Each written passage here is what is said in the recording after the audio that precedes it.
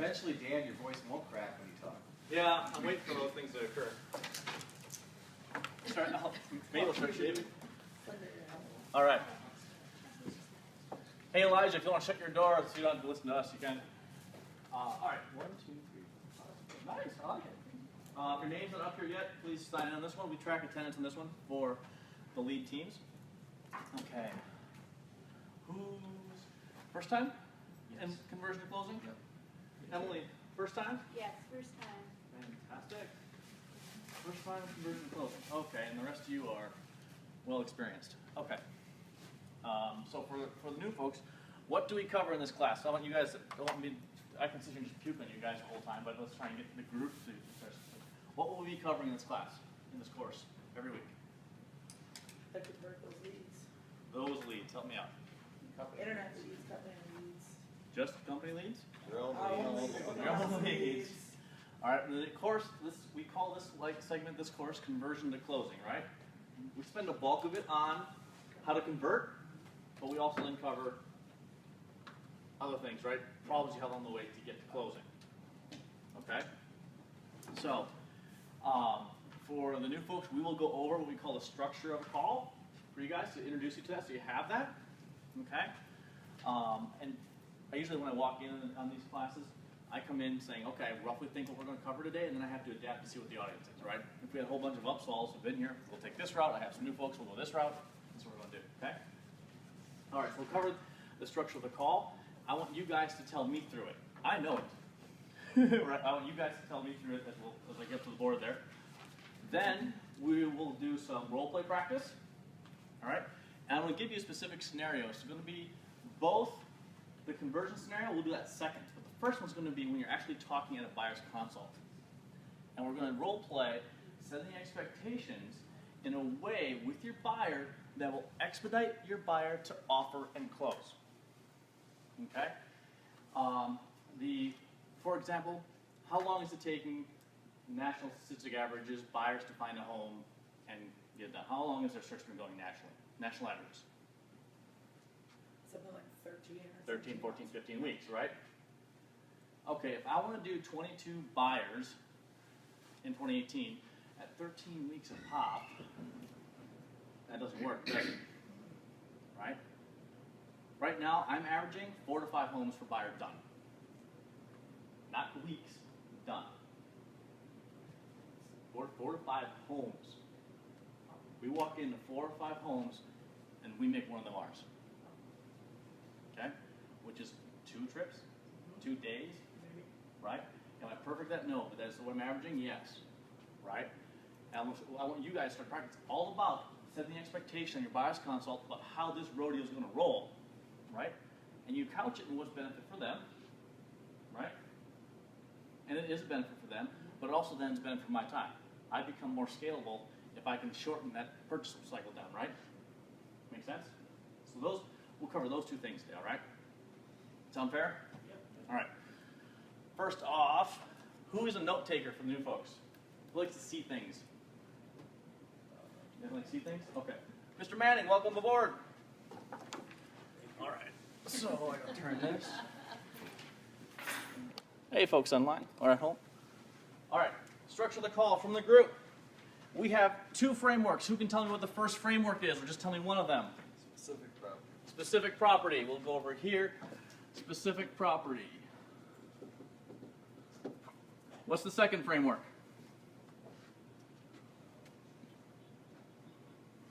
And I will stand here awkwardly until someone answers. Make sure you have the right person. No, that's the second step. I want the second framework. Non-specific? Or customer service, right? Customer or non-specific. All right. Everyone knows what specific property one is, correct? Or does somebody not? Emily, would you know what a specific property lead or framework would be? Okay. It's your Zillow lead, your portal lead, Zillow, Realtor.com, Homes.com, whatever, where there's a specific address. Hey, I want more information on insert specific address. Okay? Specific property. Could be an open house, because what's the specific property in an open house? The one you're standing in. Right? Okay?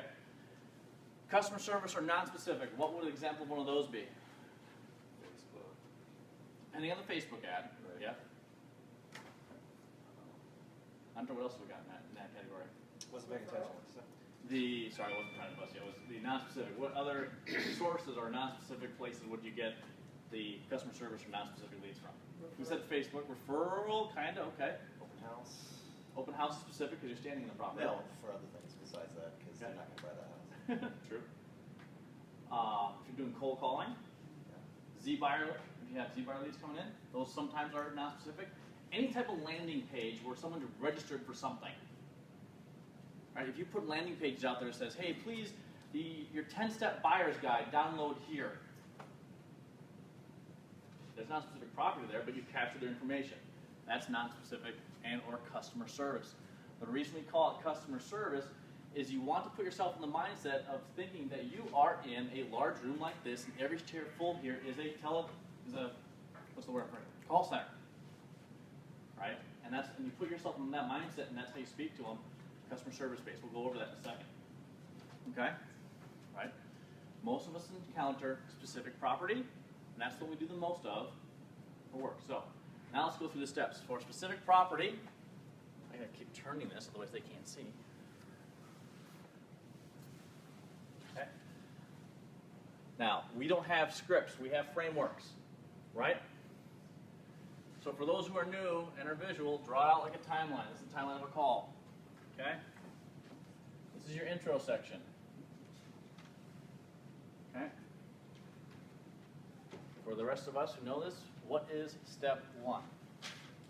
Courtesy response to the inquiry you have on That's the property. verbiage, and it is called you got the second part there. Step 1 is introduce the property.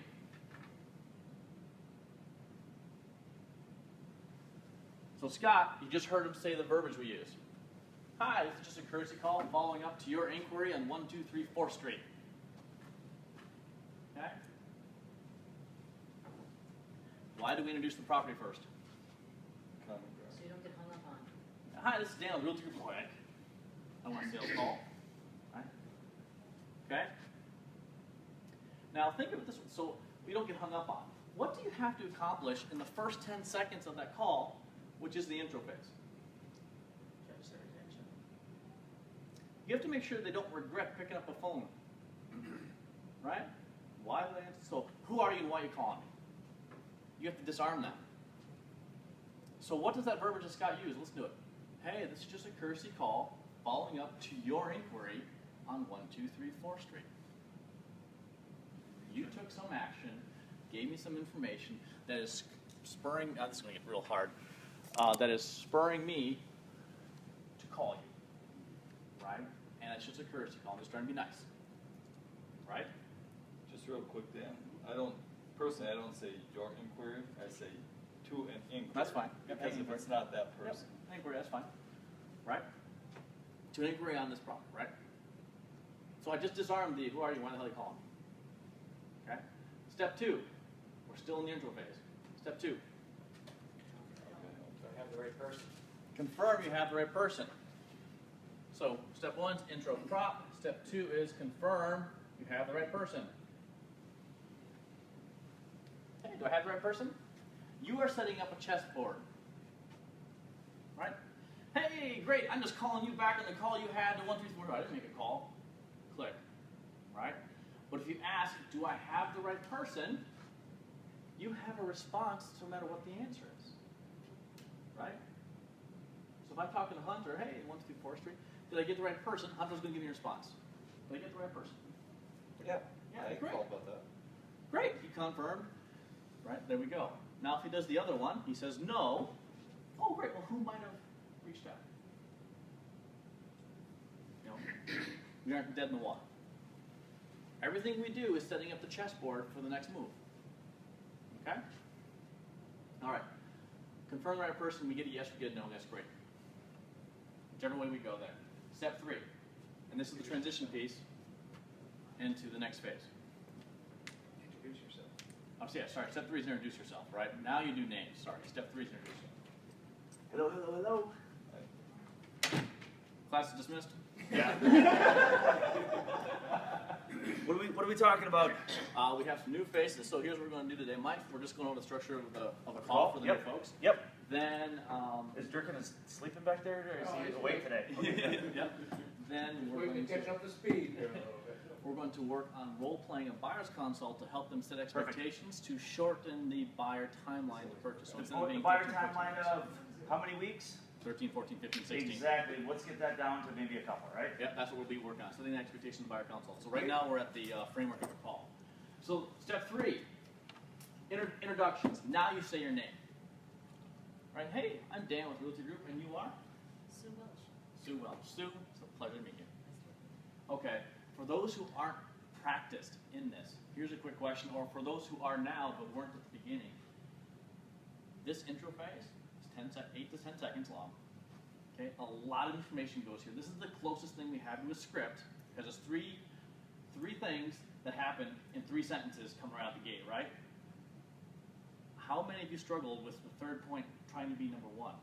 Hey, this is Dan. This is a realtor calling you out of the blue, out of nowhere. I'm trying to sell you something. This takes, when you first start going into the framework, this is the hardest piece initially. Because everyone, hey Bob, Dan. First thing you're doing is getting your name out of the way. When you step in this framework, your name's third on the list. Well, let's also talk about what really happens in the real world. Hi, this is Mike with Realty Group. That's the intro. That's the intro that's given 99.9% of the time. I'm a realtor calling you. Now, anybody ever hang up on a salesperson on the phone? Anybody ever mess with one? Or that Tam did. Yeah, I did the other day. Give it Yeah. to my 2-year-old. Give it to the 2-year-old, right? So, anybody grew up in a household where that person got swore at, the salesperson on the phone got swore at, then hung up on. Nobody wants to deal with a salesman on the phone, period, right? Which is why names come third. That's very true, people that call me, I just thought about that. Yep. Hi, this is Sue from XYZ Company, we want to know if you're looking for more buyers. Thank you, Sue from XYZ Company. How off-putting is that, right? It's so off-putting. So Just thought about that, how many people? here's the reality, guys. The message that we're spreading right here is all about what you did to trigger my call, rather than Did you hear my pop? Thank you. hey. So really, what it is, it illustrates. I'm not calling you as a cold call out of the blue. An action you took is what triggered my Yep. response to Don't you. point there. Okay. Step 4. This is your transition phase, and we go into, this is the rapport building phase. This lasts the longest. And something happens here. We did most of the speaking here. This is almost all us. All right? We're at this point right here. We're going to transition to the rapport piece. You do this well, steps up the transition to the book the appointment phase, describing what's the next phase. And when you do that transition well, you own the relationship the rest of the way through. Right? And all happens in 3 minutes. It's amazing. So we're going into the rapport phase. What's the transition question we have? We call it the golden question. We actually have 2 of them, but this is the first one we ask. Two-sided coin. That's the second. That's the golden second. question. How can I help? How can I help? All right. So So right here. Let's pause there, Dan, for a second. Yep. That's the 4th. All right, guys. The reason we ask, how can I help? We want information from them, correct? Yes. Are they just going to give you all their information? They don't know you, you're a salesperson on the phone, and they're just going to give you all the information? Hey, well, my social security number? Yeah, probably not, right? These 2 questions are designed to pull up all the relevant information that we need. Okay, one thing that people do on the phone, especially in real estate, is they assume what a buyer's calling for. Oh, you must want to know the price. You must want to know how many bedrooms it is. All these metrics that they may not mean anything to the buyer. Sometimes they're not focused on metrics. What they're focused on is the seller willing to make a deal? Is this going to be a good home for my family? Okay, those are not metrics that can be measured in terms of square footage, bedrooms, or price. So the reality is those 2 questions, which is what? How can I help you? And then Manning just totally screwed up the spoiler. What was the other one? What attracted the property, right? So how can I help you? Dan, how can I help you? Yeah, just curious why it's on the market. Looks to be in good shape. Why is it on the market? It's been on there for 45 days, looks to be in good shape. Why hasn't it sold? I have interest in this property, but this is tripping me out. Explain this to me before I go and waste my time and take a look at it. That's what they're really saying. Should I be excited about this? Because there's got to be something wrong with it. They don't care about the number of bedrooms, square footage. They don't care the age of the roof or anything else you're about to rattle off. What they want to know is that. Now, does that tell us anything about what their motivations really are? I mean, maybe, maybe not. Enter in the second question. What attracted you to the property? Now, is that going to get more dialed in and specific of why they actually picked the phone up on this, right? So we'll get into that question in a minute. Go ahead, Dan, take it away. Okay. Anyway, so we just transitioned to the report phase. How can I help you? For those of you who are here, who's doing most of the talking in the report phase? Them. If you find yourself doing most of the talking, there's two things we can address for that real quick. But here's where you should be listening, but you ask the questions, right? But Dan, I mean, if you talk the most, doesn't it mean you win? No, you're dominating. But do we want to dominate the conversation? No. What do we want to do? Control it How do we do that? by asking questions. We control the conversation by asking questions. We dominate it by talking. We control it to where we want to go. I'm by asking questions. He's dominating. Can you tell? Yeah, there you go. See how this works? Yes. That's a real world illustration. All right. So, how can I help? You suddenly get them talking. Okay? Now, for those of you who have done this before, for the benefit of the folks who are brand new to this class, in this phase, do we want to talk about the specific house they're called in on? No. You want to get off that house as fast as you Why can. is that? Right, because less than what percentage of people are going to buy the house they called in on? 3 to 5. Between 3 and 5 or less, in most cases, will actually buy that house. And the reason why, that stat comes from how many people buy the first house they look at. Very few, less than 5%. All right. So if we don't want to be talking about the house, what do we want to talk about? That. How can I help? What attracted you to the property? You're still revealing stuff here, right? Now, you will have leads who continue to drive back to that one house. If you find that happening, that's okay. Answer those specific questions to the best of your ability. What's Scott, since you had the spoiler before, do you remember this one? What's your kind of ace in the pocket question that gets them off that property? Well, I mean, you can talk about the neighborhood, you can talk about Nope. the location. That's about the property. That's about the property. Okay. We've covered this before. What's the ace in your pocket? How's your search been going? How's your search been going so far?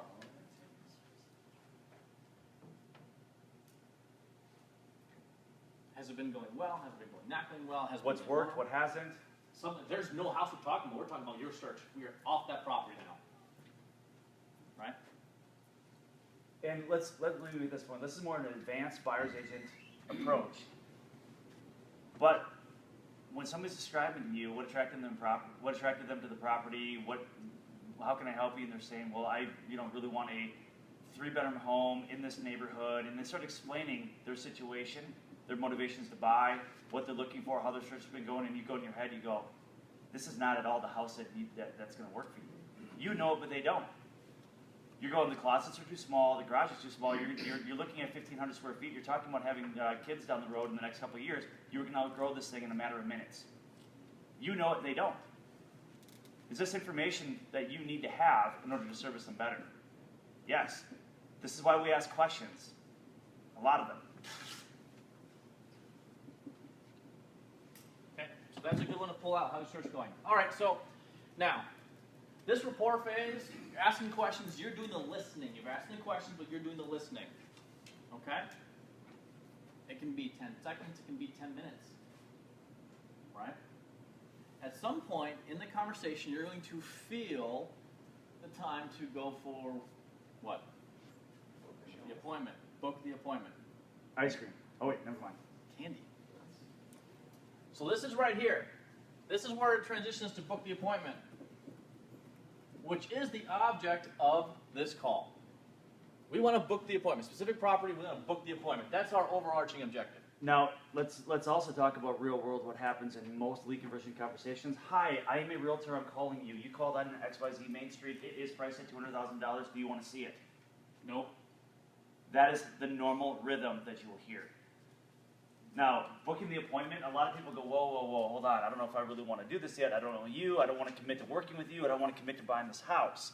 Is there perhaps, and this is why we talk about timing, a feel of when that opportunity becomes more successful? Okay? Okay, so you're going to feel it. I can't tell you how long it's going to be, you're going to feel it. Here's the good news. If you miss it the first time, you'll get a second chance. You'll feel it again. They feel it as well. You miss it the second time, they're starting to think this guy's not listening to me, I just want to see the house, or this gal's not listening to me, I just want to see the house. How about a suggestion? Usually when I'm talking to people, I say, hold it. Let me write this stuff down. I don't want to miss anything. It shows them that that you're important enough to me that I want to write this down. Yeah, but Tom, you just doodle. You don't really write anything down. I draw flowers. That's what I'm saying. All right, so here's Words what's and now. actions. He gets to the part of the, we are now at this transition point of booking the appointment. You do this phase well, you will own the relationship the rest of the way. Do people have a fear of commitment, inherent fear of commitment, especially the people they don't know? Right? Do they have that fear of, did I miss something? I'm waiting for your chloroform joke next. Okay, okay, so when you ask somebody for a piece of business, when you ask them, will you work with me? When you ask them, will you see this house? Can I book the showing? Does that fear of commitment rear its head? Yep. Is there perhaps a skill set you may need to inherit in order to really feel when the opportunity is right and how you book the appointment? Some of the key phrases you might want to use to book that appointment. Yep, which is what we're going to do right now. Okay? Here, you start talking 70, they start talking 30. You flip it for this one phase. You take control right here. And you need to know your real estate, have some muscle behind it, right? And whatever the dialogue's been, your entry point's going to be based on the conversation. But Roby's going to be, say, Hunter, you know, it really sounds like it might be time to get some eyes on this thing to really see if this is what is meant for you.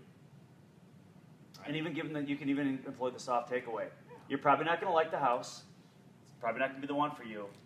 I'm going to guess it probably isn't. But what we should do is go take a look at it, because the only way you're going to know if you like it is if you actually see it. Pictures can be deceiving. Even if they don't look good, it can still be a great house. Pictures can be deceiving. Even though it looks nice, it can be terrible. The only way you're going to know is if we walk in and let the house, here's the key phrase, guys. You got to walk in and let the house speak to you. Okay? Okay? Had nothing to do about, I want to show you the house, I want your business. It's all about the benefit for them, right? Now, you're taking control. Because now, that's the first part of going into the point. Next thing, why do we ask what attracted you to the property, by the way? Remember I said this whole thing is a chessboard that we're setting up our next pawn move? That was a pawn move when we asked that question, what attracted this property. What's the biggest thing we're going to do with that? We're going to bring other properties, right? Are we going to ask them, oh, Hunter, would you like to see a couple other properties, maybe kind of sort of, if I get you into this first house? And by the way, guys, I also want to reiterate this fact. Don't even ask permission to book the appointment. When you feel it, Just go for it. here's what we're going to do. Yep. Tom, here's what we're going to do. I'm going to go ahead and schedule this so you can take a look at it. And the reason why I'm going to do is why. For whatever it is, benefit. You want to Right. go look on it, talk about this, see if it's the right fit for you, does it really matter? Chances are, Tom, you probably won't even like it, but just in case that you do, just in case it's a house that will actually speak to you, you won't know that until you walk into it. So I'm going to go ahead and book this one.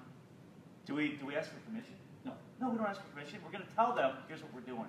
We've talked to them for 2 or 3 minutes. We've built rapport. We found out what they're really looking for. Found out in our minds whether or not, this is even a house that would work for them for what they're saying. We're already thinking about alternative properties. That's our other key phrase, alternative properties. We don't want to look at one house. What's the chances you're going to buy that house? Less than 5%. So we're bringing others. Right. Okay? Again, it goes back to the whole point. You don't ask permission. Here's what I'm going to do, Hunter. I'm going to grab a couple, 3 or 4 other homes that match the criteria we talked about. I'm going to book them as well. So after we're done with this one, we're going to take an hour of more time, and we're going to go through these other homes. It'll do 2 things. One, if the first house really is your house, it's the Hallelujah house, you have something to compare it to. But if it doesn't speak to you, at least we have some other options, and we can really start exploring what meets your palate. And what Dan just did is he didn't just say, this is what I'm going to do. He explained the benefit of it. That is the hugest takeaway that you guys need to have. Because I can say, I'm going to set up these other ones. I go, no, I don't want to go look at the other ones because the one I'm calling on is the only one I like. The benefit of looking at the other ones is so we can actually compare it to the one you like and make sure the one you like is a fair deal. How's it compared to the other ones in the market? Is it a great deal? Is it an average deal? How's it compare in condition and price? How's it compare in feel? Because I tell you what, we can use that as leverage. If you really like XYZ Main Street, what you called in on, we can use these other ones as leverage if you really like it and offer. If we find out that you like another one better, we can ignore XYZ Main Street. This is the kind of stuff, guys, that you got to be able to explain in terms of benefit. Just saying what you're going to do doesn't always cut it. Explaining why you're doing it often will. Right? But now, in this Hunter as the buyer scenario, right? We've said we're going to book the appointment. We're going to bring other properties. Here's what we're doing. I'm now running this rodeo for him, aren't I? And also the other key phrase in that, to maximize your time. What's in it for him? But I'm running this rodeo. To maximize your time, I'm going to go ahead and set up these 3 or 4 other ones just to make sure that we're utilizing your time the best way, right? All right, so we're on board. We're booking the appointment, right? We're going to give out the properties. Come along. Fantastic. We've now taken control. We have now entering a tricky spot. We're going to do 2 things after we book the appointment. We're entering a tricky spot. One's going to be okay. What's going to be gentle is the one to do first. And the second one's where they feel the conversation go really weird if it's not done right. Okay, but first, for those of you here, what's next? So Hunter said yes, let's go, I'm ready to go. What's the next thing we want to do? For those of you who do this Well, framework. before we do that, we did miss one step. I'm about to do it. Nope. You already slipped over it. No, I'm not. Decision maker? That was here. All right, quit I- correcting me. Wait a Say minute. 2 things. You Okay, blew it, first thing. Mike, All right. you blew it, get out. Yeah. The next step is, would you like to extend an outside. invitation for anyone to join us? I gotta check. Who else do we extend an invitation to? Dad? Right? Because we want to get other decision makers in the room. That's what he's referring to. We want to say, hey, let's extend an invitation for other people to join you. Now, anybody ever work with a buyer that brings dad in the 11th hour? And how happy is dad no matter what he's done? The inspection always sucks and dad's pissed. Yeah, no matter what, I don't care what deal you got, dad's mad. I don't care what the inspection looks like, the house is falling down. Every time. So get dad shopping with you right away. Yep. Gentlemen, female lead, be sure to ask them to bring someone. Yeah, does boyfriend or husband really like it if they're excluded too? Not so much? No? Right? That or safety concerns. They're going to meet you there. Yep. They're bringing someone anyways. So you just made them more comfortable by saying, hey, bring someone. Right? Because here I'm going to go meet some guy I only met on the phone at a house I don't know anything about where I'm going to be at. Mr. Durkin, he's always trying to get abducted by a single female. So. You know what I mean? So for gentlemen, when you have a female lead, be sure to do let's extend an invitation to somebody. It'll put them at a little greater ease. Okay? Because there could be that nervousness of just meeting an unknown person, right? So we extend the invitation. Who'd you like to bring? Name who it is. Spouse, significant other, mom, dad, brothers, whoever. Right? We want to get anyone who's going to have decision or influence in this rodeo now, not the 11th hour. Okay? Get it. A quick question. I'm curious as to where this comes in. I was always kind of taught that before you bring people up, that you make sure they're pre-approved. No! No! No. That's what I'm grasping. Where's the red button? You're just throw it. Yeah, exactly. Where's the brick? We need one of those bricks, rubber bricks that throw I kind of grasped that I needed to flip. No, I tell you, that is the fastest way to lose business. Fastest way to lose business is to say, wait a second, before we talk. Are you worth my time? Are you worth my time? Prove to me you're worth my time. You are the off-putting salesperson on the phone, guys. It's not up to you to make them prove they're worth your time. It's the other way around. So, will you be burnt from time to time with a buyer that can't buy? Yes, you will. Does that buyer have friends and families that may buy? Do they feel obligated many times? I'm sorry I wasted your time, but my friend is looking to buy a home. That's happened many times. Or how about this? Home Partners of America. Credit repair. You stick with somebody and you get them approved. I need business 6 months from now. You guys? Yes? You become Right? a solution. You become a solution. The problem with lead generation and realtors as a whole is we look in terms of 30-day windows. Who can I sell a house to right now? That's all I care about. That's the number one problem we have in the industry. Hunter, do you need a deal in July? No. You don't? Okay. Yeah. Dan, do you need? I need a deal in July. I would say that's spearheaded by a certain big company. Yes. They That's fine. Teach you that script. Yes. That's fine. I mean, that's what they want to do. But Exactly. You try to, go away from that script and say, well, but, I'll take anybody who 4, 5, 6 months, they're like, no. Let we're me doing this today. let me give you a real life scenario on that. So Jim Weichert was one of the first companies that put together a massive ISA lead generation program Who's as Jim a Weichert? broker. He's the owner of I just said Weichert Realty. Did I just say Weichert? Oh, you guys have Jim Yeah, Walker. but I said Weichert was, right? So Weichert Realtors, I'm assuming you guys know who they are, right? I mean, they got an office, you can throw a stone at it from Every here. small town. Yep. So, anyway, Weichert opened up a large $35 million sales ISA operation for their brokerage. They're one of the largest brokerages in the country, huge on the East Coast. So Jim Weichert walked in one day, as the story goes, to the ISA company, the operators, and picked up a phone and started dialing all these leads that called in a year ago. Months to a year ago, yeah. He found that over 33% of those people that called in and got left behind, they went dark, something that never worked out, nothing happened. 33% bought a house in the first year. 33%. The largest contributor to these lead programs are not the ones buying tomorrow. They're the ones buying in 90 days, 180 days, and they get ignored. That is the largest contributor to these programs, and yet they're the hardest work because you have to stay in front of them, and realtors only think about, I need to be paid next month. So think about that, okay? Do you have the fortitude to stay with your leads and stay on them and actually build a relationship? If you build relationships, if you come from a place of contribution and build a relationship, they'll stick with you. If you are going, what's in it for me? Are you worth my time? You're not going to do so well. It's just the way it works. All right. We'll get to that in a second. So that's the first question, right? That we ask. We don't do the qualification. We know why, right? We want an extended invitation on decision makers, right? Now, the whole thing. We've done this whole conversation. Who's this whole conversation been about? Them. Mr. Lucy, I'm now at the point where I have to ask one more question, and when I ask this question, what's the question we have to ask? We have to check to see if they're under contract. But don't we just ask, are you working with an agent?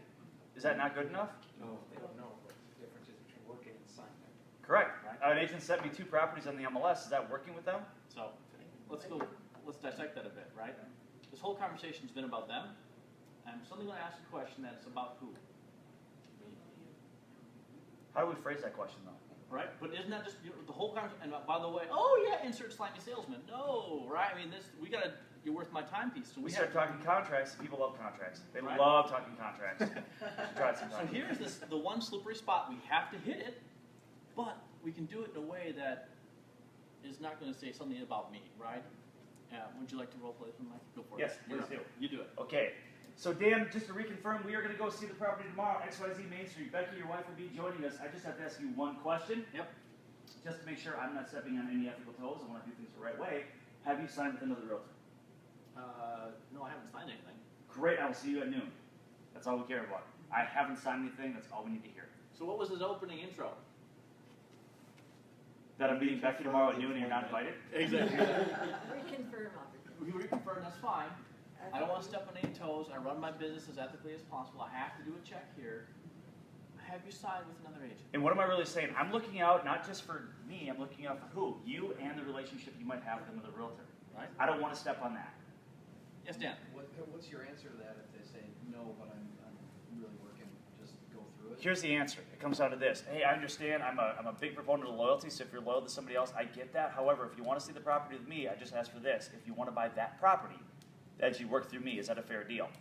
If the answer is yes, I'll meet them. You know why? Because if they were really that loyal to get to Dan over there, Dan would be showing them the house. They wouldn't be on the right? phone, right? Yeah. They don't like his van. I don't blame them. I don't blame them. All right. The van of iniquity? Is that what we're talking about? Antiquity. Yeah, For the exactly. new folks, I have a full-size white van, so there's enough jokes about that. Right. So No I windows, signed cotton something, candy but I on the haven't side. heard from that realtor in 2 months. All right, so now have you signed? Now, the reason we say signed and not worked with, because you could have an auto matrix drift that's nothing signed, right?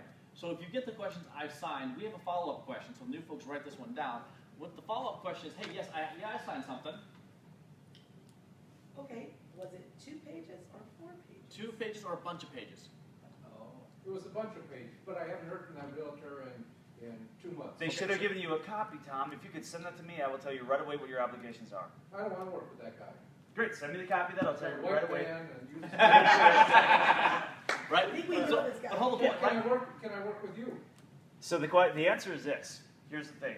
Send me what you got, because here's the I thing. didn't get a copy from him, or Can you get a copy? Because if you're not happy with them, here's the thing, guys. Here's the deal. Can we ethically walk people through how to do a cancellation?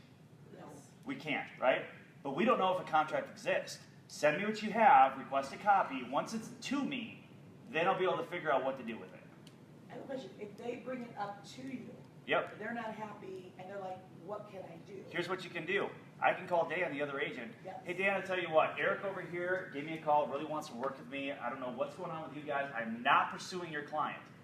First and foremost, they approach me. You know what the board of Realtors says about this right now? Is Eric, who's under contract, if they talk to me, if he talks to me, I can't have the conversation what I would do with him after his contract expires. What I can't do is walk him through how to cancel. Eric approached me. Here's how you work with me, but not here's how you get rid of Dan. Yeah, exactly. Eric approached me. I did not approach him. He does want to work with me. I'm not stepping on your toes. However, I know you got a contract with him. He's trying to move forward with me, so in courtesy, I'm calling you.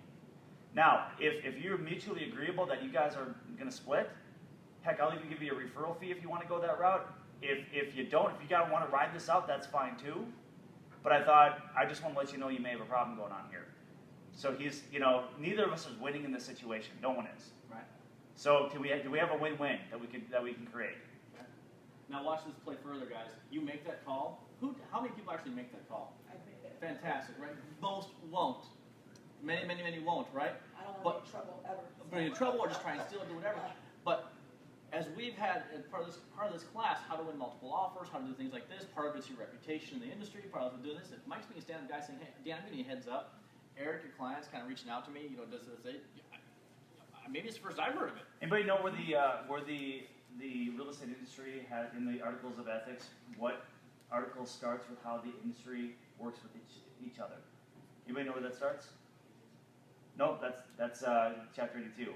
Realtor Code of Ethics, sitting right over there. Right around Article 15, it starts dictating how we treat each other. Okay? 1 through 15. Shall not knowingly or recklessly make false or misleading statements about other real estate professionals, their business or business practices. Sorry, Tom. I may be, for you, I may have. But anyway. Where's the white van come in the Where's the white van coming in there? But right around Article 15, it talks about the conduct we have with each other. Okay? So here's a tip on that. If you're going to call another agent and say, Eric called me and he doesn't want to work with you, cite the article. Hey, I fully understand article, yada, yada, yada, yada. I do not want to step on your toes. I'm trying to let you know that you got out of courtesy, you've got a little problem going on here. Now, it sounds like you're in a no-win. I'm in a no-win. Is there something we can do together here to make this a win for everybody? Do that, and no one's going to report you, or likely they're not going to report you and bring this further and say that you did something unethical. You're even citing the article. You know the rules, right? So, but that kind of a bit of a tangent, but an important one because you're still dealing with agents, right? So that's lead conversion. Tom brought it there. Yep. It's his fault. Usually is. No way, it's usually my fault. Yeah, usually your fault. Thank you, Tom. It wasn't my fault this time. All right, so you booked the appointment, examination. We did a check for are they under contract. They say no, 2/3 of the time, right? They say fantastic. You meet the appointment and you do a follow-up, right? Okay. Now, enter best practice. Okay. If Hunter booked with me for 3 o'clock tomorrow, today's Thursday, so 3 o'clock Friday. Is there a gap period between now and 3 o'clock on Friday? What can happen between now and 3 o'clock on Friday? So what are you going to do with this gap period to keep me going for 3 o'clock on Friday? You've converted the lead. You booked the appointment, right? So actually that framework's done You now. camp out in the buyer's living room. Well, he probably Nope. is. Park outside his house. With the van. Yeah. And binoculars. Yeah. Send him a video text. Touch base. Scott, right there. There you go. So, do we want to be top of mind, or do we want to be forgotten? Here's another really, really good tip on that. If they called you, perhaps they called other realtors. Makes sense. Do they remember your name, perchance? Do they remember if they talked to somebody from your team? Articulate. Unless it's myself or my team member, whoever, business colleague or whoever, it's not us. Meaning you're already taken care of, so don't worry about responding to the other people that are going to be calling you back. Make sure to articulate that, because the ISAs can tell you they've dealt with that issues more than once. Yeah. Say that one more time. So, in other words, if I get an appointment for 3 o'clock on Friday with Dan, Yep. I'm going to say, hey, Dan, great. I'm going to see you on Friday, you and Becky, at noon. Awesome. By the way, if anybody but myself or Hunter is also on my team, if it's anybody else between myself, Mike Vernier, and Hunter calling, it's not our team, meaning that we've already got you taken care of, so no need to respond or deal with anything else. We got you covered from here. That's all you got to do, because otherwise they'll pick up the phone and it's Eric, and Eric's setting up an appointment. We've literally had our agent show up to a house and another agent show up to the house with the same buyer, because the buyer got confused who they're talking to. You've had that happen. Yep. Yep, that happened to Eric too. Upsells Yep. had it happen. Yep. Andy's had it happen, right? The process, Well, It's like upsells the crashed buyer- other the buyer people's didn't showings. That's understand. it. We got a call from the home that we were looking at, Yep. the agent that was selling the home. Yep. So he showed up at the home at the same time that I did. Advanced tip here, another reason why you're asking how their search is going, because you're getting the feel if they called 15 realtors that day. Yep. That'll help cue up on how you handle that conversation. These are why we ask these questions. I've had that happen, and I've had the agent tell. You start swearing. The- I've been on the phone with you, and the person's in the background. All you hear is F-bomb, F-bomb, F-bomb. That is Yeah. not true. You- But the yeah. agent who showed up said I was the listing agent when I clearly was Correct. not. I mean, they lied. Correct. Yep. And in the interim, he had her sign a client rep. Correct. Yep. And So guess what? I had to leave. Guess what? That agent, it's unethical for them to see her the listing agent, and that could actually been a violation of the Articles of Ethics. But getting them under contract before your showing was the smartest thing they ever could have done. Yep. It really is. So, all right, we have. Real quick too, if I could, I asked you a few weeks ago about some dead leads that I had and how to revive them. You said do the video text. I did it that night to a couple of them. Got a response like that. So What was that video? Thank you, Murder Van Dan. Murder Van Dan. That's gonna stay. That's a good one. Yeah. Okay, so we've had Chloroform Dan, level 3, and now Murder Van Dan. So yeah, that's good. Oh, we could just go Oh, with political Murder. correctness is out the window. Okay, so Dan's gotta recover from it. That was good.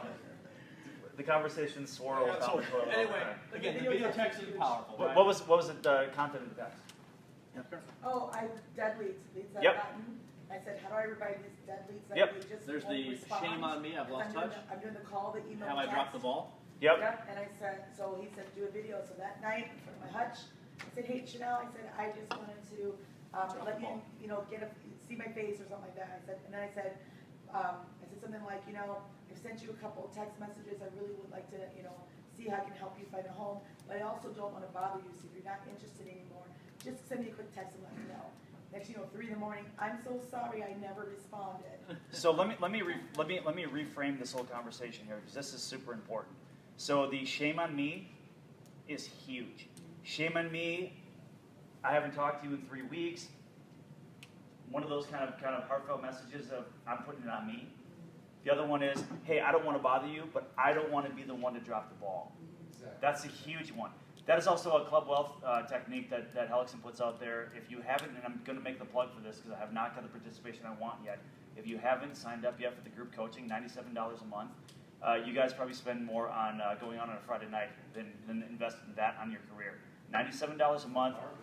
And that's your Monday night bar bill, not even your Friday. And I decided to do it at home in front of something that I didn't want to do it having to be salesy in my Right, office right. with my, Dan inspirational does it signs shirtless. behind me. It's kind of weird. So I did it at my dining room with the hutch behind. Yep. I'm like, pardon, I'm in my dining room. Right. I want them to see I'm Okay. a person, I'm not a So salesperson. my favorite, Jessica's gonna kill me for this one for actually admitting this, but I did a video text one time, and we were staying at her sister's house, and she's like laying in bed. I didn't even notice. As I'm doing it. All of a sudden, you see her like pop up. Yeah, that was a bomb. I was alive more too. That was a Marco. I was alive. I'm like, oh crap. Yep. What did I just get? So- I'm not sure about this realtor. We've taken 15 minutes longer on this section than I wanted to, so I'm going to ask the audience what you guys want to do. I said I wanted to accomplish 2 things going through today's conversion class. We have 15 minutes left. We can role play the buyer rep that shortens the piece, which I'll have to cover that for you how to do it, or then also practice the conversion of this framework for the new folks here. So where do you want to go? I have 15 minutes. If we jump into role play on this, that'll be it. Because it'll take you that long to do the role play piece, to share back and forth and go through it and discuss afterwards. If you want to jump into shortening your buyer cycle, we can do that. What would you guys like to do? Fire cycle. Just new people. Remember, this is conversion to closing, right? So it's all about conversion techniques, but also getting them once you get the appointment into a closing table sooner, which I don't think we spent enough time on that. So Eric, you voted for role play or I said ask the new people because Okay, the ones okay. that are hands for buyer cycle? Get them up there. Shortening. Shortening buyer cycle. All right, That's the majority. that's the majority. We'll go with that. Okay, so you're at your buyer's consult. You converted the appointment. You heading out? No. All right, so you've met them at the property. Erica Hunter's my whatever. We go see a couple of homes. Then you're going to take them on your buyer's consult, right? You can have this pre-printed and diagrammed, nice booklet format. You can hand draw it, right? Besides talking about the process, how this works, besides talking about, and you should, talk about the fiscal strategy that they have, or help them understand what that is. We can't cover all this in the 15 minutes, but the piece that shortens, right, is how to do an effective search. Okay, now you guys have all seen me draw this Venn diagram before, okay? But you need to start practicing using it, right? Okay, draw this out or have this printed out, I don't care, but draw this for them. It might be obstructing the view. What are you doing? Are you trying to hit on Eric? Well, I'm glad to come with you. I'm trying to see his notes here. I don't know what he's I writing. wrote this All right. down before. All right, so you want to draw this out for them. Because here's what I do with it, and here. I love it, Mike. All right, You guys dating? yeah, no doubt. So, draw this out for them. Yeah, he hasn't signed anything yet, so. No doubt. So it's like, hey Hunter, we're looking for a search. Here's how you run an effective search. Hunter, you know this intuitively already, but there's what you want. 2 bedrooms, 3 bedrooms, condo, townhome, whatever. There's the where you want it. St. Louis Park, Elk River, insert whatever it is. And then there's your purchasing power. The money side. Right? Okay, so where these intersect is our pool of properties. Okay, so first let's walk around and identify what it is we want, right? Here's a good question. If you have a couple, 2 buyers, I don't care if they're married, not married, if their brother's moving in, doesn't matter.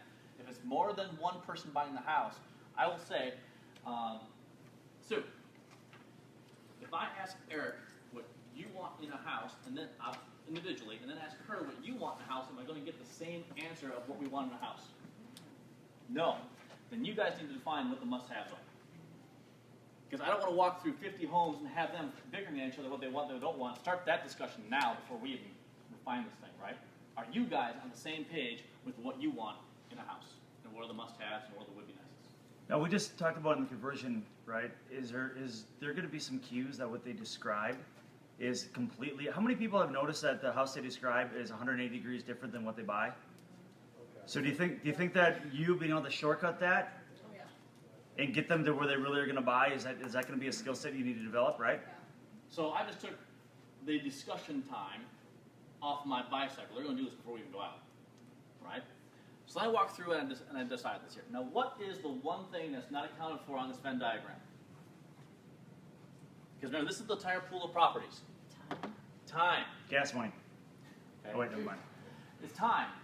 So if they want a unicorn house, right, that comes along once every 18 months, and that may fit, right? It's so small, but every now and then something happens. Time. It's the only thing it's not adjusted for. But you mentioned that. We'll get to that in a second. But So- just so you're aware, go ahead.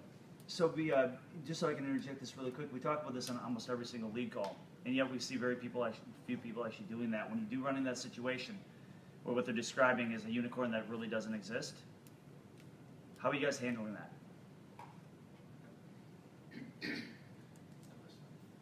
So how many people are pulling the 365-day, 1-year records of how many houses would have fit that criteria? How many people are doing that right now? If I showed you, Chanel, hey, great, love what you're saying. Sounds like a beautiful house. I mean, I can see where you're going with this. Let me just show you this real quick. In the last year, you'd had, well, one possibility. So once every 12 months. Once every 12 months, something like this might pop up. Is there possibly something we adjust in your search criteria to cast a wider net? Or are you comfortable waiting for 1 year and maybe competing for that house and not winning? That's a question I'd put on them. Okay. So there's how we address it when it comes up. All right. So now, here's what I tell them what we're going to do. We're going to look at this, right? We'll set the MLS search to do that. Is that just not your MLS search right there? What you want, where you want, how much you spend, right? That's what it is. What's getting emailed to them in your MLS, and what are you looking for? Their pool of properties. Okay. All right. Here's what I tell them. Pick out 4 or 5 for your first day. Okay? On that first day out, we're going to see if we got things right. We're going to stop at the end of the tour and talk about, do we have the search criteria right? And I'll tell you what I would do too, earlier than later, is have them pick out a handful, and who else do you think you should be picking out a house or 2? The agent. In my career, nearly 30 to 40% of every house that I sold was one I found that they didn't. Yeah, here's what I found. So you guys, right? So you do 3, I'll do 1 or 2. There's your 4, right? At the end of it, you're not going to ever have any offers for me to pressure for me to write an offer. big purchase. It's a big money. It has to be your house. It's going to be your house. I get to see lots of homes. You'll never have pressure from me, but here's what we're going to do. That second time we go out, and every time afterwards, at the end of it, I will ask you, are we offering? Actually, I'm going to ask you, which one are we offering on? I don't care if we do or don't. But if it's what we want, where we want, in the price range you wanted, why are we not offering? Sometimes you'll come across, well, this one smelled like cat urine like a son of a gun. You're not going to find that in photos and be able to tell that, so it's why you have to actually walk through. But I tell them at the end of every showing tour, I put the mirror up and say, which one are we offering on? Why? Because if we're not offering, what's off? Now, if they say, now, we're not offering any, great. What circle are we moving? Which circle are you going to do to change your pool properties? Because this was your top 4 of the pool. Now, does that take the you didn't find me a house blame? Which circle are you moving? It's your search. I can't move a search for you. They're going to change their price, change the location, change to consider townhomes, do something. What are you? Now, typically, C-level service in real estate would dictate that all we do is we put together a search for them and we wait for them to say, I want to see something. So agents will lay back in the weeds and week after week waiting for the phone to ring. Hey, one popped up. Let's go take a look at this one. That is what happens 99.9% of the time in the industry. No real value added by the agent. There's no agent that's saying, how do we adjust search to make it more successful for you based on what we're experiencing? What we're talking about here, guys, is providing options that they may not see or they may not even know that they're supposed to look at differently. That's why we're talking about, moving things around, putting on them to actually make choices rather than, what's that old saying, right? Doing the same thing over and over again, expecting different results is what? Definition of insanity. Right, so do we want to keep our search the same? It's been unsuccessful for weeks. All right? Which circle are you moving? At the end of every tour, I'm doing that. Because at the end of every tour, you should have one of 2 outcomes. Book the next showing tour or writing an offer. Never depart not having your next showing tour booked. Okay? Never depart without having your next showing tour booked. Great. It's Saturday at 3 o'clock. We go out for 2 hours. It's 5 o'clock on Saturday. Great. When's the next time you guys want to go out? That works for your calendar. Tuesday evening or Monday evening or Monday afternoon. I'm going to make the first suggestion. I'm going to give them 2 options on my calendar that work for me, and then you close them. Monday, Tuesday evening works together. Great. Hold the time block it. I'm going to time block it on my end. Let's go find some houses in Philly. Okay? You're writing an offer or you're booking the next appointment. That's what happens at the end of every showing tour. Keep them with you. Okay, now, you have the conversation, you reflect, which circle you're moving or writing an offer. During the showing tour, right? Obviously, the first house you walk into that day, I will say, so here's our benchmark because it's the first house. Second house I go in, is this one better than the first one? Okay, we've now met our benchmark. I no longer deal with the first house. Second one is benchmark. Third house we go in, is this one better than the second one? No, second one's still my winner. Third house, fourth house, final one of the day. Does this beat the second one? No. Great, second one's our winner. Are we going for the second one or are we writing off? So what we're talking about right from our bias consultation is how we set the benchmark or raise the bar. Every time we go out, we want to raise the bar higher until it's high enough that they're going to buy. And if we're not successfully doing that, there's something wrong with the way we're searching. But my father told me I should see a bunch of houses. Did you invite him in on since he's an influencer, are we inviting him in on the showings? Let's bring him with us. Let's bring him with. No, he just told me I should see a bunch of them. Well, if he's an influencer, this is where we want to pull, honestly, I'm making my own decision. He just said, after 5 houses, you really don't know what you want. So again, what I would strongly push on, and there's a reason I'm saying this, is if you are going to be utilizing your father as a consultant, if your father is influencing how you're searching, he should be here looking at this stuff with us. Let's invite him. I promise you right now. He passed away years ago, but I keep getting these messages. Let's invite him anyway. Let's invite him anyway. We got ways to do this. So what we're going to do Yeah, now, Yeah, we got ways to do this. instead of 15 minutes each house, we'll do 25 and do a small seance at each one and just Right. invite them in. Oh, spirit of dad. I got a Ouija board in the van. Right? But haven't you got that anyone? Yeah, I feel like. You know what? Yep. Honestly, I gotta see a bunch of homes. I tell them, great, we reflect after each one of these because I don't want you seeing 700 homes that none of them work. But here's the thing. Here's 4. I'm gonna really. So it's yes, I've dealt with it, but you do this process that kind of quells it off the bat. I have run into that before, and I've asked them, is it more important to see a bunch of homes, or is it more important to see the best homes that have what you're looking for in your price range. So I'll take a look. And here's the other thing too. Buyer's remorse works two ways. You can either buy the wrong one and have remorse that you bought the wrong one, or pass on the wrong one and have remorse that you passed on it. What we're trying to accomplish here, guys, isn't a number of houses we're seeing. We're waiting to walk into a house that speaks to us to a point that we have to buy it. That's what we're trying to accomplish. That could happen in 1, it could happen in 100. We want to shorten that search down and make it more comfortable for you, so we're going to try to get this done fast. But what we're waiting to happen is you walk into a house, the house speaks to you, and you go, this is the one. The average buyer knows within how many seconds of walking in the door that they want to buy it. They know within 15 seconds. When that starts happening, then that's what we're looking for.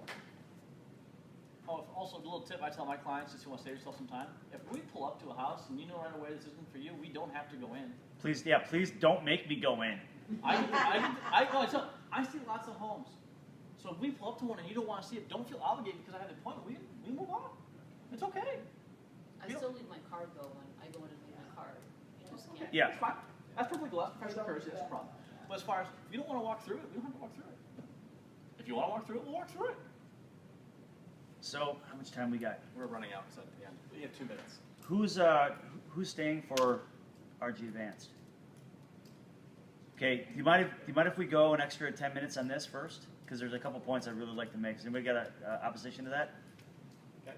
I get paid by the hour, take all the time. Perfect. So what I want to do is I want to dial in and draw down a little bit on each of these when you're doing your initial buyer's consult. Number 1, money. Okay, how much can you afford? What's our purchase price? Someone's going to tell you, I want to buy a house for $200,000. 99% of realtors will take that at face value, say 200 grand, that's a cap. What do we want to do in that situation? $200,000? Why is the question. Why? Why 225? Why 200? Well, and here's the reason why. That's what my pre-approval was based on. Oh, great, you talked to a lender. I love that. That's great. Do you know what they approved you for in estimates for taxes and homeowners insurance? And what rate did they give you? Well, I don't know. Let's get the lender on the phone right at the consult. Am I going to shave time off my search time if I figure out I can put in, up to $215 and have the same monthly payment, right? Because I can explain to the buyer, again, adding value. This is why they're going to want to stick with you. 100, that's great. 200,000. Do you know what these estimates were? No, you don't. Great. And the reason I ask you is this: I don't want to increase your purchase price because I'm trying to sell you a more expensive house. What I'm trying to do is get you more options without increasing Your cost. your cost. Well, what do you mean? I'm paying more. True, you would be paying more, but if you're approved for a monthly payment, that's what a lender will approve you on is 2 things: your down payment and your monthly payment. Now, your down payment on $10,000 at 5% down is what? Anyone? 200 bucks. $200,000. Yeah. Huh? No, $200,000 to 210. If we went 10 grand, what's the down payment difference on $10,000? Oh, down payment. Okay, I see what you're saying. What is it? Faster. I mean, 5% of 10,000. What is it? 500 bucks. Okay? It'll increase your down payment by 500 bucks. That's the only increase of anything of this. Your monthly payment, that's what you're approved for. If they said you're approved for $2 grand a month, we're looking for houses for $2,000 a month. By the way, that could be a 200 grand, it could be a 225 based on different metrics. What are the taxes? What are the insurance? I can provide you more options if I know these answers. Does the average buyer go, ooh, wait, that means I can buy the house at 225 I really like? You just gave them that possibility. Okay? Not always, but possibly. Right. It's a possibility because what you're bringing to them is options. Now, we don't have to do this, Hunter, but I want to tell you about this option. Based on your approval letter, what you just gave me right there, you approved it $200,000 a month. The lender thinks it'll be around 200 grand. In this case, maybe call it 250, 2,000 a month. So, here's the thing. I'm looking at this approval letter. He is looking for $200 a month or $250 a month in taxes and $100 a month in insurance. If I talk to an insurance guy and you're at 80 and the taxes on the property are less than that, we can move that up. Are you cool with that? Yes, I'm cool with that. Awesome. Good. You have more options. So we talked to them. How did you come up with your number? Why? Where? What's driving you to Coon Rapids? Why do you want to be in Coon Rapids? Well, or let's call it Mahtomedi. Because I want to use a specific case in this. So Mahtomedi. I want to be in Mahtomedi because of the school district. Okay, awesome, in the school district. So here's the thing. Why the school district? What is it about that school district? And by the way, does the Mahtomedi School District perhaps expand beyond Mahtomedi? Is there perhaps Pine Springs? Is there perhaps parts of Delwood, Grant? Okay, so Exactly. No, not Willamette. We're not going to. Yeah, we're not going to Willamette. It's coming up. So the question is why? Ask why. Figure out what's in their head because they don't know the answers to the stuff you do. You're the expert. They think they do. They've got preconditioned ideas that 99% of the times are wrong. So ask those questions, provide options. Now, what they're looking for, this is a tricky one because a lot of this is intangible. You have to listen to cues. I am looking for these metrics. Matamidai, 3 bedrooms, 2 baths, 2-car garage, and you hear all this, but what you're really hearing is, I don't really want to do work. I'm not a handyman. I don't want to do work. I want moving condition. I want a big backyard because I've got a family that likes big backyards. I want fencing because I've got dogs. These things that are hard to really put together, Their lifestyle. their lifestyle. Okay. Now, when I mentioned that you, the agent, should be supplying properties to see in showings, this is why, because you'll pick up in these cues that you'll be able to see that they don't. Believe it or not, I've had people, I look at their searches or what they've denied looking at, and I go, this is exactly what you're talking about, or exactly what you're explaining. Why'd you trash it? Why'd you trash it? So I'll say, Hunter, let's make you a deal. There's 2 you want to see. I'm going to bring 2 other ones. Which ones? Well, I don't want to tell you yet. I just want to surprise you and get your take on it. They've already trashed them. I've sold more houses that way. I do the same thing. Yep. Because That's right, folks. Mike sells trash. Yep. I sell scratch. So the reality is, I'm a classy one. So anyway, the reality is, this is where you become valuable. We have a thing in the back office that we really describe C-level service versus A-level service. C-level service in real estate are where most people fall. Okay? They open a door. They literally create an MLS search. They wait for someone to call them. They open a door. They let them walk through, and they go, would you like to write an offer? No, great. On to the next. Oh, we didn't find something today. Call me when you see something else you want to go out again. That's C-level service. And when they write the offer, they go, what do you want to pay? What do you want to close? What earnest money? Okay, I'll submit this. And they email the offer in, and they don't even tell the agent the offer's emailed. They just sit back and wait for a response. That is your common person in real estate. I hate to say it, but it's true. You all are 10 times better than that.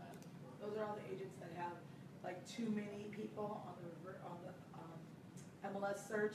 So when you go to reverse prospect, Yep. you're calling saying, my house, your client just put a big old heart on it 10 minutes ago. And they're like, who? Which one? What are you talking about? Right, they don't even know. They don't even know. They're not monitoring. And then they'll tell you, I have so many people on that. Yep. Those are those agents. And they're just And they waiting. never respond, they They're never just put the show waiting on. for something to happen. Yeah. Yep. So if you're going to be the proactive one that actually has value, does anybody like referrals? Anyone? Yeah, love them. Okay, so if you Why- want referrals, I need a van. this is a huge, huge concept. This will blow your mind. If you want referrals, go above and beyond and stick out. What? I know it's weird. Whoa. I know it's weird. Do that, and guess what? Do you want a chase business or do you want to attract it? We don't want to chase business. By those that chase business, are we ever really going to be financially stable or lucrative or actually grow a career? If you attract business, you are the one in demand. You are the commodity. Be the commodity. Don't be commission breath. Don't be average. I'm platinum. So, with that, let's take a couple minute break and we'll jump into RG Advance.